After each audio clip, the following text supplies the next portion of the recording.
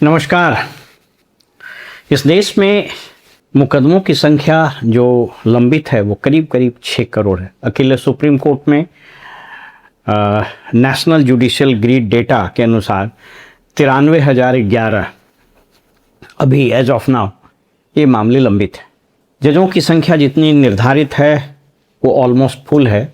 Supreme court और high court 5 days a week चलता है, यानी सप्ताह में 5 दिन।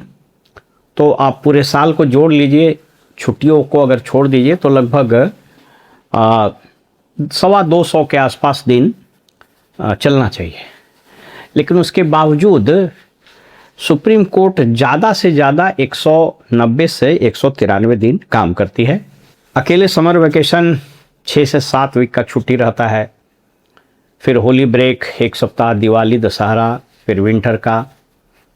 कुल मिला जुलाकर मुश्किल से सुप्रीम कोर्ट 180-90 दिन ही काम कर पाती है या करती है।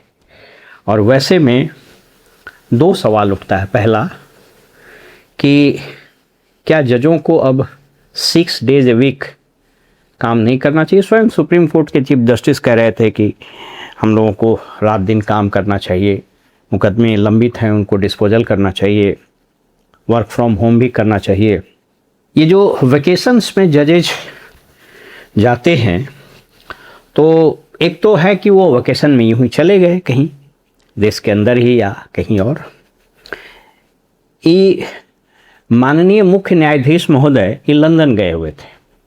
कहने को तो ये लंदन यूनिवर्सिटी के एक कॉलेज में आर्टिफिशियल इंटेलिजेंस और इंटरनेशनल लॉ पर लेक्चर देने गए थे, लेकिन इस हॉल को जरा देख लीजिए, आप गौर से देखिए कि कितने लोग इसमें हैं। Give us some respect, please. Treat your life. No, please, please. Let's just call an end to this, can we? In the School of Social Sciences, His Lordship made some very important points, I think, about the Indian track record of protecting democracy in the context of AI. We now hear from a number of legal observers within the country as well as internationally that there's a great deal of concern about growing hostility to dissent within India. His Lordship's recent, very well publicized. With all due respect, I'm so sorry, ma'am. I would not be able to take up that question since the topic is concerning artificial intelligence and international law. Yes, so sorry. I think when the respected speaker has. I'm extremely sorry. I'm extremely sorry. And journalists and. We'll have to cut it off. Information. Dais पर 15-20 लोग होंगे और hall में मुश्किल से 10 आदमी होंगे। तो ये कौन सा सेमिनार लेने गए होंगे, इसको आप समझिए। बेसिकली ये कोई सेमिनार नहीं था, ये छुट्टी मनाने लंदन गए थे और ये सब लोगों की सेटिंग होती है कि वहाँ पर एक सेमिनार रख दीजिए, हम आ रहे हैं और इस विषय पर भाषण देंगे तो हो जाएगा। सरकारी काम से गए थे। देखिए साहब, ये तो जज साहब छुट्टी में भी गए तो वहाँ पर सेमिनार लेने गए थे। मैं आपको एक वाकया बताता हूँ। एग्जैक्ट ईयर मुझको याद नहीं है। बीबीसी लंदन रेडियो में एक कार्यक्रम चलता था, आपकी बात बीबीसी के साथ।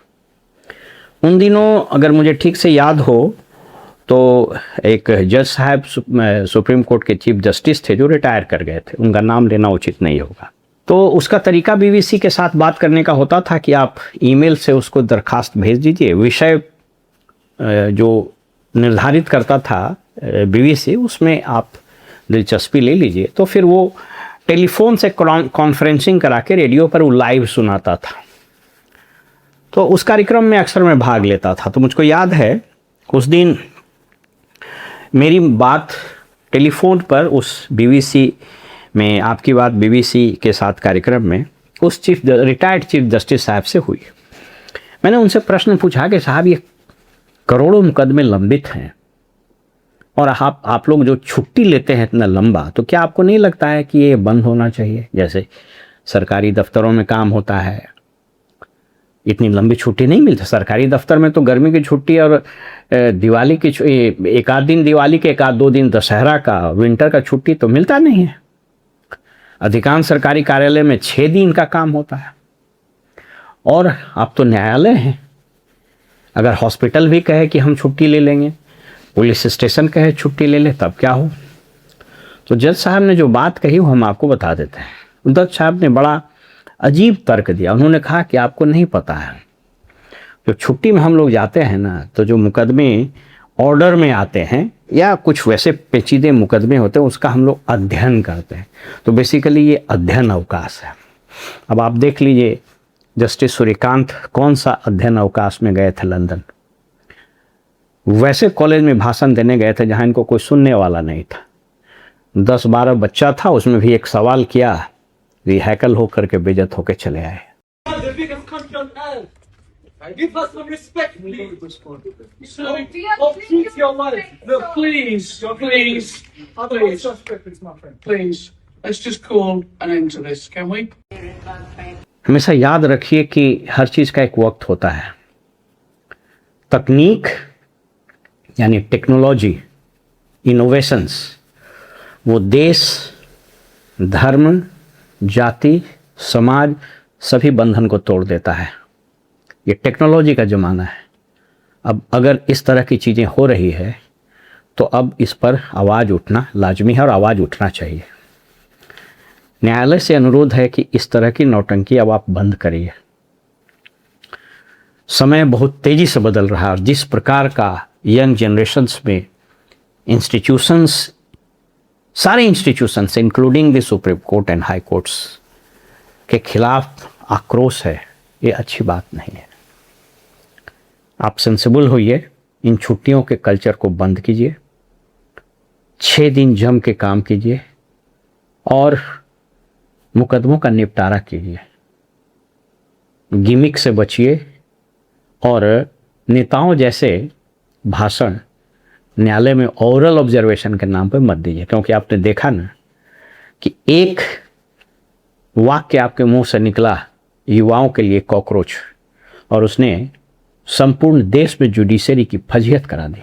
Like cockroaches, they don't get any employment, they don't have any place in profession. Some of them become media, some of them become social media, some of them become RTI activists, some of them become another activists, and they start attacking everyone. And you people file contempt petition because High Court is not taking up the matter of as if there are already parasites in society. इसलिए हाथ जोड़कर निवेदन है, इस दोहरे मापदंड से बाहर निकलिए। आप भी इस देश के नागरिक हैं और आपको इस देश के संविधान और इस देश की जनता और समाज को उत्तर देना होगा, और यह प्रश्न पूछने का सिलसिला अब शुरू हो गया है। आप इससे भाग नहीं सकते। ये वीडियो मैं आपको छोड़े जा रहा हूँ और आप खुद निर्णय लीजिए कि जज साहब छुट्टी मनाने गए थे या लेक्चर देने गए थे, और लेक्चर देने गए थे तो कौन ऑडियंस था जो इनकी बात सुन रहा था। फिलहाल हमें इजाज़त दीजिए। नमस्कार।